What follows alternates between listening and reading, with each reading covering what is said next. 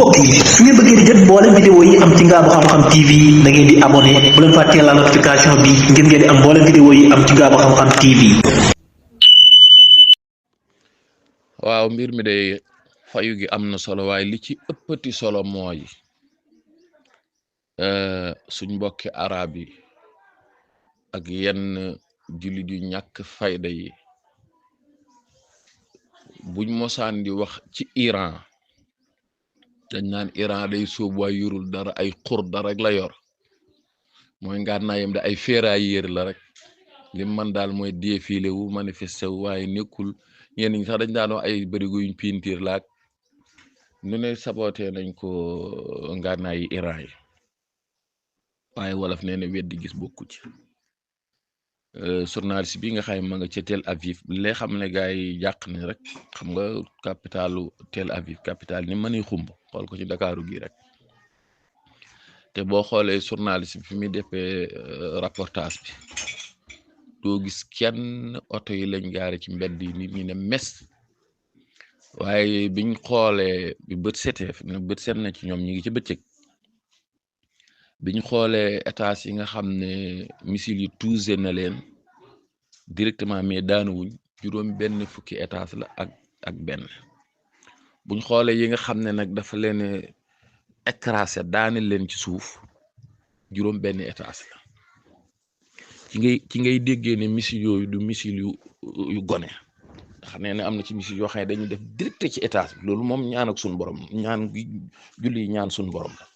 ndax missile boo sànni mu daw 1000 kilomètres bu doon avion ko tiim wàcc ko ci comme ni Israël di def loolu laa xarwa waaye missile boo xam ne dafa daw 1000 kilomètres ñëw ak siñ ci ne tell ci ab étage directement wàcce ko ci suuf loolu moom ñaan la xam-xam na boo xam ne ñaan da koo gunge ndax juróom fukki missile soo ci dàkkee juróom benn fukki étage ak benn ak juróom-ñaar laa bëgg a wax juróom benn fukki étage ak juróom-ñaar nga dàkk leen ci juróom fukki missile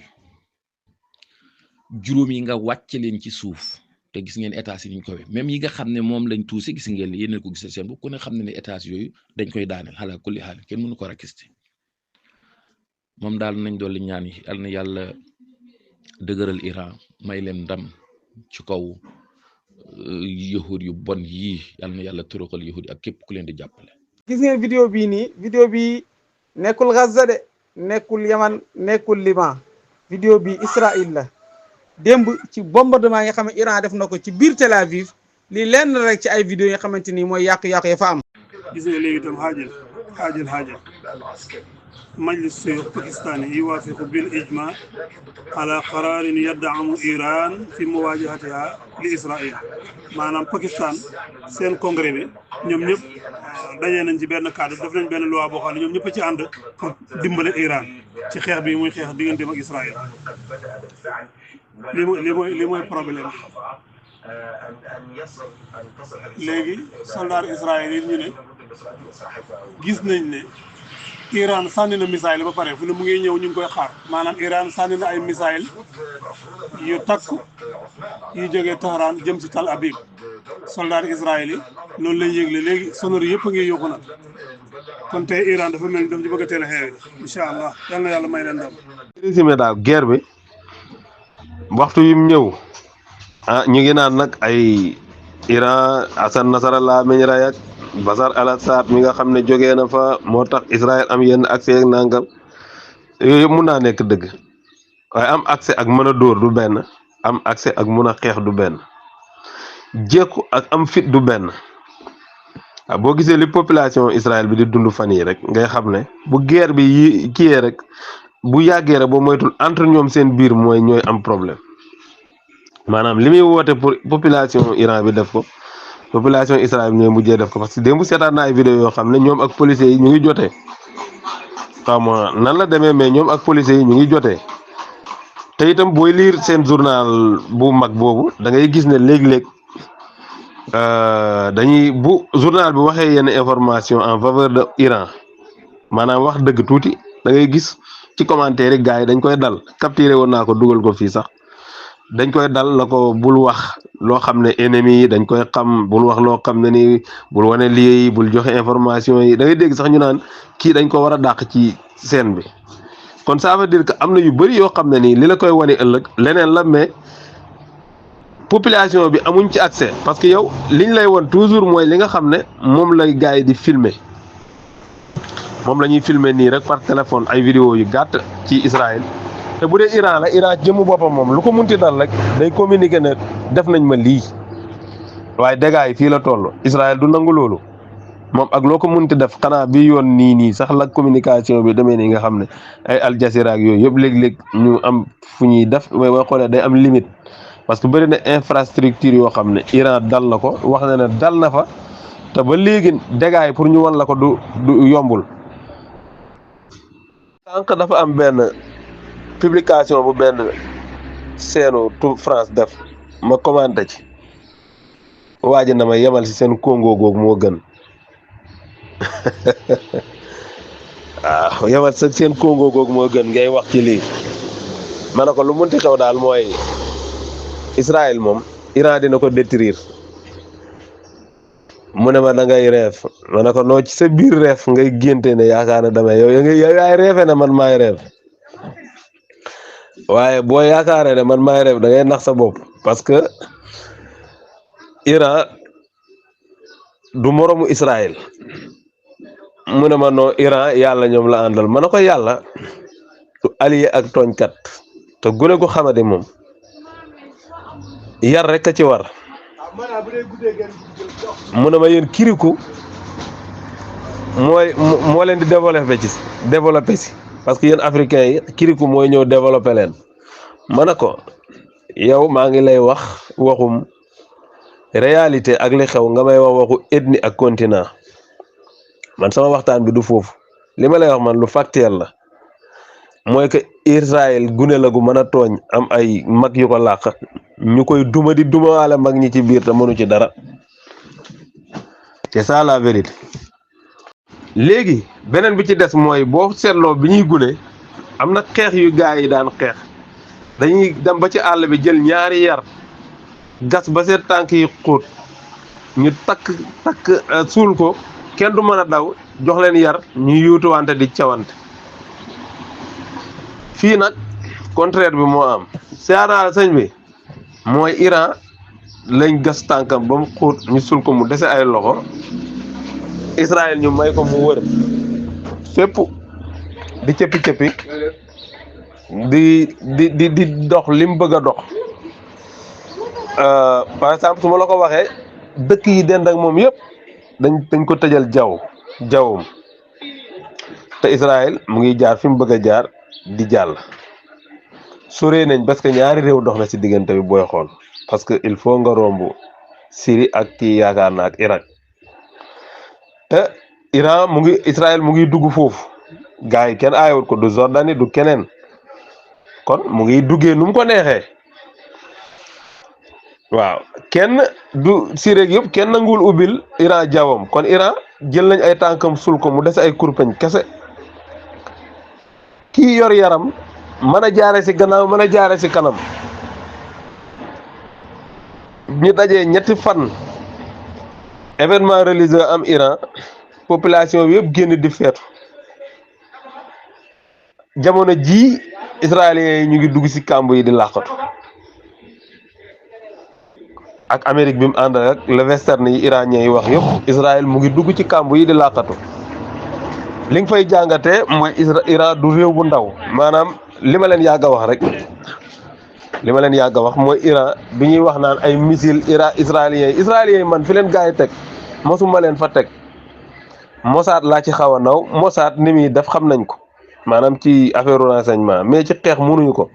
parce que yow mënoo tim dëkk bu mel ni Palestine amul. beneen bu ci topp it mooy doomu Israël boobu ñu naan dañ ko faat, mu bokkoon ci Mossad xaw ma service de renseignement bi daal. démb gis naa ñoom ñu bind ci seen journal bi di wax ne li ngeen di nëbbu wax leen ko. xam naa am na ñoom luñ njortu ne faat nañ ko ñoom, waaye li ngeen di nëbbu wax leen ko, parce que dama dégg ñu ne dafa démissionné. te xam nga bu fekkee dafa démissionné moom lu benn waay waxoon rek gars yi moom bu affaire yi passé ko dégg ñu ne démissionné na rek dafa dee xam nga sénégalais yi moom yàlla da leen may xel am na ñu ko soonoon a wax parce que koo xam ne dégg naa ci mois de mai bi lañ la fal soxlawul ngay démissionné beneen jàngat bi ñu ciy amit mooy Israël ci renseignement am dafa daanu boo ko waxee nag dina naqaree dégg moom ak Amérique yëpp parce que Iran li mu wax mooy Israël ci renseignement wu États-Unis la sukkandiku ba def li mu def Iran moom loolu la wax te waxoon naa leen ko fan yële xaw ma ci alhimma laa ko waxoon xaw ma ci groupe bi xaw ma ci xibaaru commune bi ma ne Iran erreur bi muy def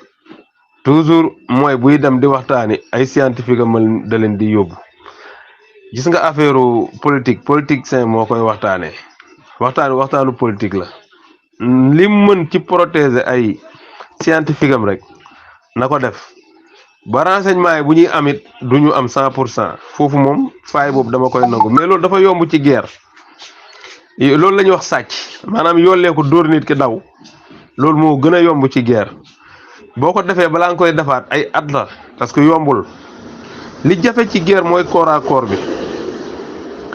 te bu ñu xamoon ne maanaam Iran résistance am toll na fii duñ ko songu parce que renseignement tax ñu dugg fa def liñ def yaakaar ne lii mën nañ koo def te duñ am réponse bu mel nii kon foofu renseignement wu Israël ak bu États-Unis yëpp dañ fa daanu complètement dañ fa daanu bu baax booy jàngal nag li xewagum ci guerre bi fa ngay gisee nag tolluwaayu Iran ni mu toll ci doole ak ni mu toll ci combat mën a xeex ak ni mu toll ci lépp ci mën a xeex xam nga mën a xeex ak am arme du benn États-Unis kenn waxul amul arme première guerre du Golfe daf ko ñàkk dem na Vietnam dafa ñàkk dem na Somalie 28 000 soldats la fa yóbbu dafa daw génn dem na Afghanistan 20 ans la fa def dafa daw génn te kenn waxul ne amul arme am na arme mais mënul xeex mun na nappaate nag mais mënul xeex ñu bëri danañ ko dégg nag mu jaaxal leen mais li États-Unis déclaré ne moom la am ci arme bu amoon stratégie de guerre du taxaw ak kenn imaginez guerre bi mu guerre Golfe ànd seeg pays Europe yu bari nga mun ci wax Angleterre ak yeneen dëkk bi muy génn dafa daw booba nag communication melul lu mel nii mais li la koy firndeel rek toogaan na presque 20 ans di désarmer Irak di ko désarmer ba 2022 yooyu noonu si la ñëwaat fekk papay George Bush bi doon xeex jógee na fi ba Bill Clinton ñëw ba Bush bi ñëwaat mu soog a ñëwaat doog ko désarmer loolu amu ko ci Iran ci guerru Somalie bi dañoo dem ba gis ne soldaaru Amérique yi mooy guerre civile bu fa amoon dañoo dem ba gis ne dañ leen doon daggat par benn ñii di dee te duñ xam ñi leen di rey ñan la kooku bu amee renseignement bu baax wala nga mën a guerre loolu du la lu métti loolu du la dal ci guerre Vietnam bi nag yàgg na mais bu mujj bii rek nga xam ne Afghanistan la lii Amérique daf ci perte def na fa 20 ans yoo dafa xam dafa perte bronze beeg yi mu doon yóotu foofu noonu yëpp yaakaar ne mën na si jot exploité wu ci benn lépp daf ko perte léegi tey mu xëy dal ci Iran moom ak Israël parce que Iran ñoo ko wax te xam naa ne li ñu am ci renseignement te li ministère des affaires étrangères bi wax mooy ci lu dëgër la jàpp ci ay preuve yu firndeel ne moom Amérique ak Iran ñoo ànd de ak Israël ñoo ànd di xeex ak Iran nee na sax ak quelques pays européens ba pare barki démb sax le Western la wax Western moom boo ko waxee OTAN la boo génnee Turquie rek ñeneen ñi si bokk nekk yëpp da see bokk amul armée buñ mën a wax amul gouvernement Palestine ba léegi amul indépendance Hamas moo fa nekk c'est très rare nga dégg ñu ne la rey nañ soldaaru Hamas te pourtant soldaaru Israël yi ñu ngi leen di rey bu baax a baax a baax ak li ñuy tim di bombarder noonu yëpp ci suuf gaa yaa ngi leen di rey bu baax a baax a baax loolu ku xam guerre am stratégie de guerre du ko def guerre bi da ciy demee nëmax nëmax parce que waa Palestine sax dañ koy wax waa Israël kon dañ koy wax ne na waa ji na négocier ñu bàyyi seen otage parce que ni muy xeexee ni sottiwul dara depuis des années des décennies mu ngi xeex ci façon xeex bii te amul benn résultat bu baax cadre Hamas yu bëree bëri ak l'OLP yu bëree bëri rey na leen te terewul affaire yaa ngi gën a garaaw na xool beneen matat bu muy gérer ak Palestine loolu mooy cas bi boo ko xoolee tamit ci côté Iran noonu la par exemple tey ñëw na yaakaar ne bu foqee boppu ñenn ci armée bi day daanu parce que ñoom tubaab bi loolu la ñuy wax toujours boo kii boobu nu mu tuddati waay Napoléon Hill am na livre bu mu bind bu siw a siw fàtte naa livre bi nu mu tudd ñu bëri dañ koy lire muy wax ne maanaam bu réew bu ñëwee di xeex da ngay fexe ba rey général bi rek boo amul armée bu bëri boo mënee rey général bi rek day damm moralu ñëpp def na ko sottiwul léegi mu des beneen bi mooy li xewoon Libye population benn Gazi lañ wax na leen ñu jóg fippu ak ay armes waa ji tiim dëkk ba di bombarder ñu ne dafay rey ay civil ñoom ñëpp ñu profité seeg OTAN envahir dëkk bi rey Kadhafi jël réew mi am na vidéo bu ma fi dugaloon barki démb xam barkaat démb muy wax ne na peuple Iran jóg fippu parce que dañ leen xañ liberté def na communication boobu amul muy ñaari perte maanaam ñëw na tante Natanz jotul ko Grossi waxoon na ne c'est très difficile pour nga bombarder dara jot ko xam nga bomb yi ñuy wax avion de chasse yëpp amul benn bu ci mën a dem 60 mètres ci biir suuf si koo xam ne nag half mile presque tuuti konoon mu mat 1 kilomètre 800 mètres jege na ko sa nucléaire foofu la nekk jot si li ngay wut dana jafe léegi tante nga loolu ak li nga fa yàq yëpp amuloo ndam mooy li benn expert anglais wax mu ne Iran mooy premier réew ci àdduna bu mos a daane avion de chasse yu américains yi parce que dernière génération la mu daane ko kon Iran du réew bu ndaw te itam nee na avion bu seer la bu gaaw bu am doole yow ñëw nga foofu di def opération ñu daane say avion te du benn beneen bi ci des missile yi ngay sànni yaa doon ndamoo capté missile yow yi ñu lay dóor mu ngi dal mais yow yi ngay dóor yu ci bëri Iran daf koy capté yu ci bëri soo déggee def na dégâts rek avion de chasse moo rëcc bombardé mais missile u Iran Israël yi deful effet ci biir Iran muy ñaari perte nga ñëw beneen carte bi nga joué mooy jéem a diaboliser population bi xëy na am na loo fa tabax parce que 50,000 juifs ñu ngi ci biir Israël ñu ngi ci biir Iran xëy na am na loo fa tabaxoon loo xam ne yaakaar nga ne mun nga am 100,000 population yu mën a jóg manifesté wu yow ak sa allié ngeen profité ci ne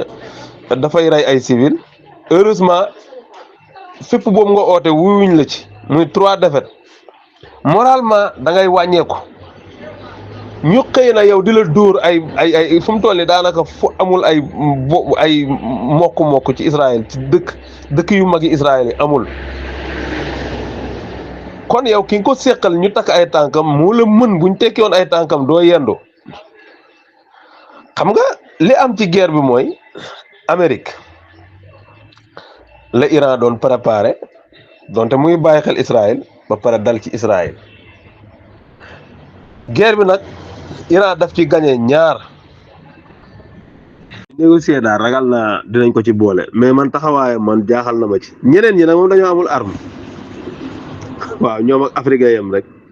ay Qatar Arabie Saoudite Émirats unis gaa yi leen di ji kii nii mais ñoom bu ñu ñëwee luñ mënuñ dara di leen lañ mën xanaa joxe xaalis yu dolli Iran na ko kiyal mais même bu fekkoon ne jubóo na Iran wala ñu mel ak moom nañu war a mel ak moom amuñu arme benn Pakistan moo ci am arme moo ci déclaré it soutien am te nëbbu ko waaw nëbbu parce que démb rek premier ministre bu Pakistan bi oo na président Iran bi ñu waxtaan ci waxtaan yi gudd mu wan ko soutien mu rafetlu ko bu baax a baax waaw waaye Iran xam naa it jamono ji bëggul kenn dugg ci li mu bëgg moom mooy kenn mu nekk ci buñ demee ba toll ci yaatal bu ñeneen yaatalee mu yaatal xam naa ne façon boobu la jël pour di ko xeexee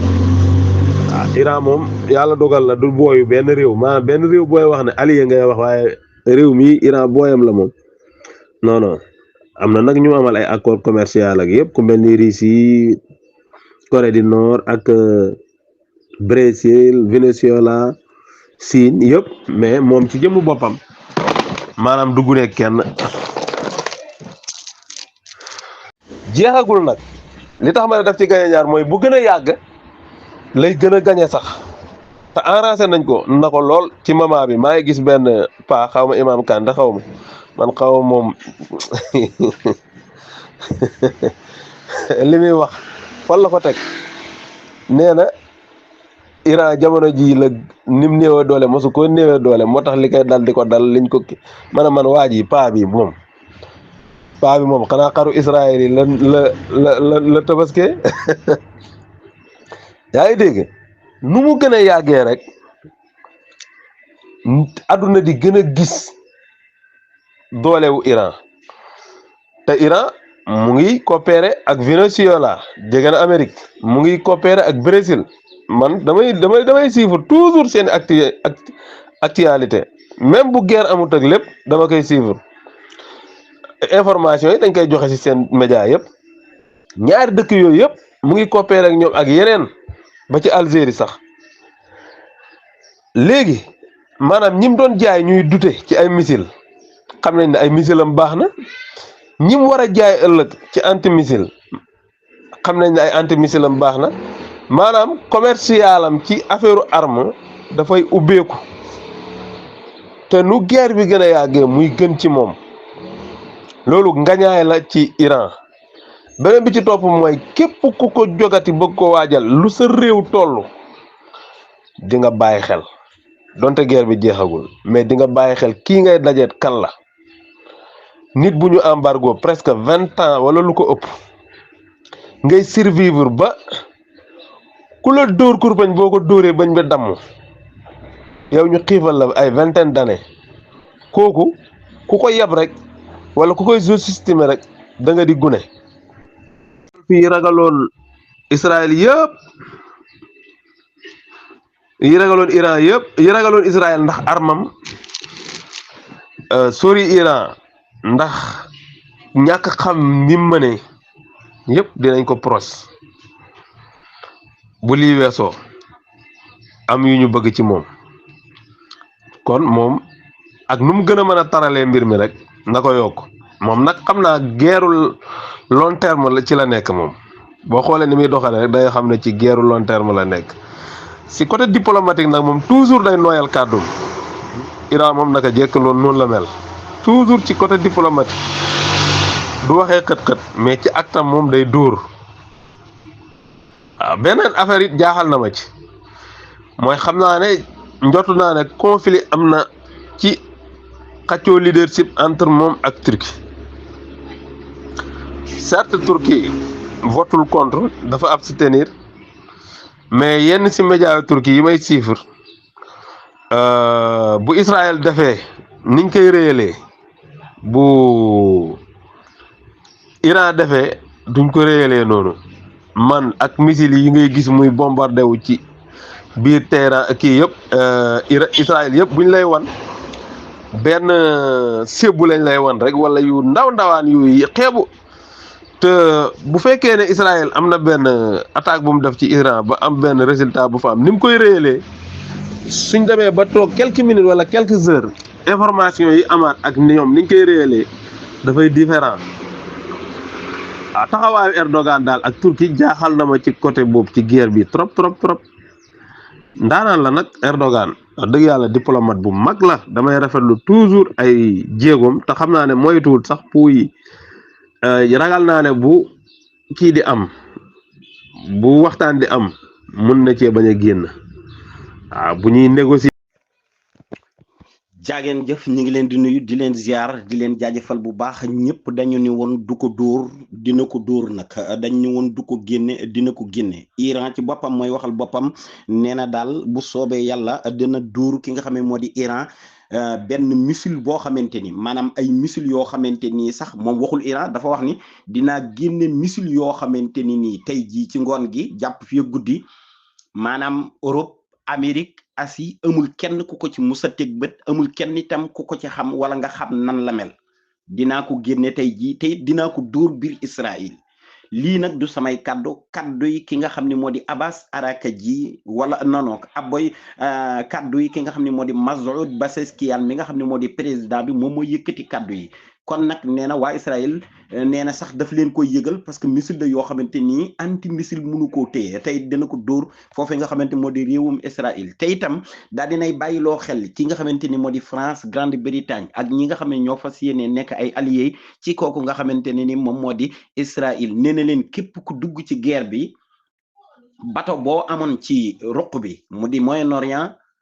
sa maslaha bu fi nekkoon moo xam usine nga fi am wala ay militaire nga fi am wala population nga fi am wala ay hôtel nga fi am wala ay station loo fi am lu nekk dinaa ko bombardé wax na leen ko nag jaxran jaarale ko foofu nga xamante ni fala nday maanaam ëttu attekaay ba nekk daal dina koy réclamer foofu réclamer na nag ni képp ku dugg ci guerre bi wax na ko jaxran ba ñëpp dégg ko nee na mi ngi ci sa kaw tàmbalee ko ci réewum Amérique nee na daal bëggul kenn ku dugg ci territoire am koo xamante ne nii bukkul ci waa Israël ñi nga xam ne ñoom la seqal guerre bi ci boppam yemul ci loolu waaye nee na dana ca boolee tamit bépp réew boo xam ne moo la dalal wala mu nekk sa allié ba tax nga wàcc ci moom dana la dóor te itam nee na dana baare li nga xamante ni moo di golfe Persique bi li nga xamante ni moo di la mer Rouge ak mer Arabique ak foofee nga xamante ni moo nekk Madiqu Mandab ak mboolem géej yi nga xamante ni ñoo nekk ci zone boobu ca bateau yi doon ci jaar nee na yëpp dana leen explosé benn bateau dootu ko may mu jaar foofu ndax bateau bu ko romb dana la dóor lii nag waxu kii di président bu Iran la mu di Masoud Pezeshkian nañ xool nag ba xam fan la wànneen di mujjee ak i bëtam jaageen jëf. waaw Sara loolu mooy technique xeex xam nga boo sànnee barki démb ñaar téeméer démb nga sànni ñiy wax 80 ñii na 90 ñii na 100 te li nga yàq démb moo gën a bëri loolu day wane ne kon soppeeku am na bagage yi ngi doon yuus ceeñis am na ci xeex ci xam-xam lañ koy def waaye duñ ko def ci yàkkamti duñ ko def ci sànni bu amul njëriñ li gën a am solo soo gisee Sara Hamas man fee ne ba léegi du ñoo yomb a sànni waaye du ñoo bëgg a sànni sooy dañoo bëgg bal bu dem rek jar ko xam nga bal bu demee rey ab soldat bal bu am na njëriñ waaye fu ne boo yàkkamtee sànni mooy bal boobu ñàkk nga ko loolu mooy problème te missile bu dem du dikkaat kon missile bu demee war nañoo xam ne missile bi dem na loolu mooy problème bi soo xoolee nga sànni ñaar téeméer ñu ne yàqu-yàqu am na nga sànni téeméer ñu ne li téeméer bi yàqu mu ëpp li ñaar téeméer bi yàqu kon ceeñis am na parce que bagage yi dem démb dafa wuute bagage yi demoon barki démb te itam niñ leen a sànnee ak taay niñ leen a sànnee loolu yëpp daf cee feeñ xeex xam-xam la Israël soo gisee xeexam fi mooy gaaw a amee ndam mooy daf lay bett teg la lu diis daf lay bett kaawo la balaa ngay ximmale ko nag mu fexe jekkali la Israël buy xeexe yow noonu laay def waaye fu ne ni boo xasee ximmale ko moom jaaxle na fu ne loolu ko daal digganteem ak Iran. waaw sëñ Cissé Touba ñu ngi leen nuyu bu baax waaw maanaam loolu suma yéene la suma bëgg-bëgg la mooy Iran lan defam ba démb si misaal mu sànni lu ko ëpp ku ne nag nga faral moom da ngay bëgg rek li ñu def tey suba ma def lu ko raw waaye yàq-yàq yu am Israël démb moo ëpp lu bëri démb loolu yaakaar naa sikki sàkk amul ci werante amul ci ñëpp gis nañ ko loolu leer na àdduna yëpp teg seen bët ne Iran lam def Israël bëri démb ko raw firnde bi mooy bëri démb bu ñu xëyee gisuñu ñett yaaw muy wër dëkk bi di xool fi yàqu waaye tey gis nañ ko kon loolu day tekki ne lay yàqu dafa bëri bu ëpp àpp kon su ma bëgg la ak su ma yéene Iran sànni woon lu ëpp li mu sànni démb waaye nag xëy na xeex ba kon dafa départ xam ne fu mu jëm ba tey baax na xeex nag bu départ xam ne fu mu jëm nag dëgg la sànni lu ëpp wala sànni lu bëri sax wóorul waaye loolu mën a xew mooy ñëpp jóg nañ di wax ñëpp a ngay wax am na xibaar bu ma jot léegi ne Donald Trump bi yoon moom moo jokkoo ak Poutine démb nag dégg naa ne Poutine moo ko kool waxtaan ak moom lu bari ci ay minutes daanaka wan awa Poutine ku wane wax xeex bii yéen ko taal na ngeen fexe mu fay tey yii am na ku ma jot xibaar ne Poutine Donald Trump kool na ko di waxtaan ak moom waxtaan bu yàgg kon xam naa ne ko fu toll nii xam nañ yëf yi li ko jeexal mooy waxtaan du xeex kon danañ jóg.